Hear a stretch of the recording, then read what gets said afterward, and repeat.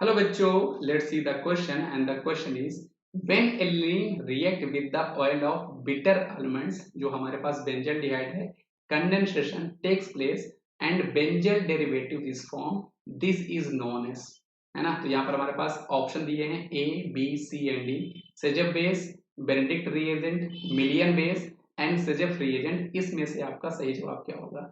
तो बच्चा ये जो आपकी रिएक्शन है ये बहुत ही फेमस आपकी न्यूक्लियोफिलिक एडिशन रिएक्शन है जो हम कई बार ये हम लोग पढ़ते रहते हैं बच्चों। ये आपकी न्यूक्लियोफिलिक एडिशन रिएक्शन है जहां पर हम लोग मैकेनिज्म कैसे पढ़ते हैं, वहां पे आपके पास बेटा R C double bond O होता है ना। ये आपका कार्बोनिल कंपाउंड एल्डिहाइड और कीटोन कुछ भी हो सकता है।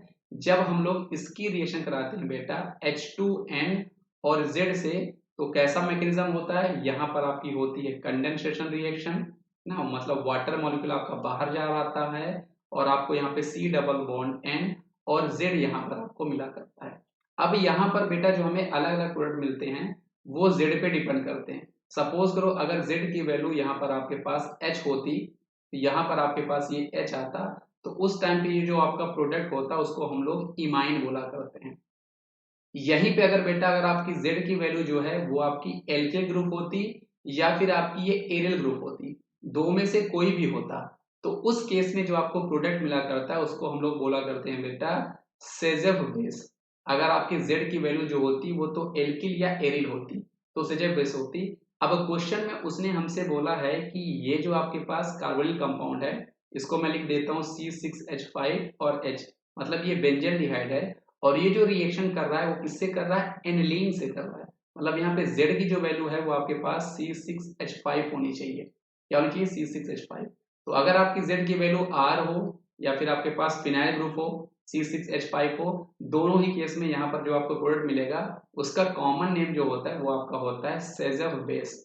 इसलिए इस क्वेश्चन का जो आपके पास सही जवाब हो जाएगा बेटा वो आपके पास ऑप्शन नंबर ए हो जाएगा, सेजेफ बेस। मैं अगर आपको इसका प्रोडक्ट बना के दिखाऊं तो आप देख सकते हो C6H5 C double bond O, यहाँ पर आपके पास H और ये आपके पास H2N और ये हमारे पास है C6H5।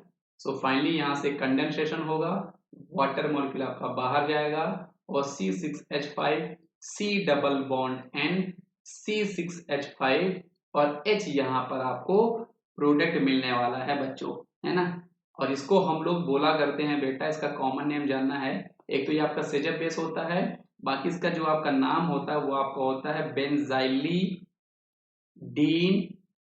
एनिलीन। इसको हम लोग बेंजाइलीडीन एनिलीन भी बोला करते हैं।